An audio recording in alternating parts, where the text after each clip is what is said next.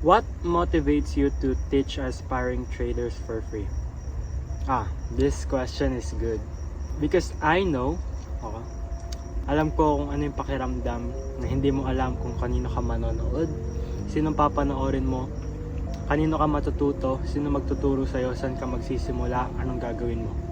So, I've been there and I know how it feels for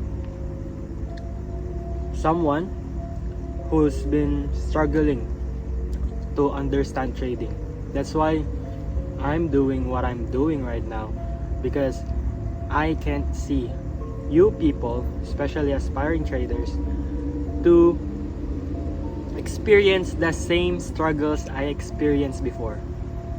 Because I just can't see you go through something I already went through, especially if I have the power to help you.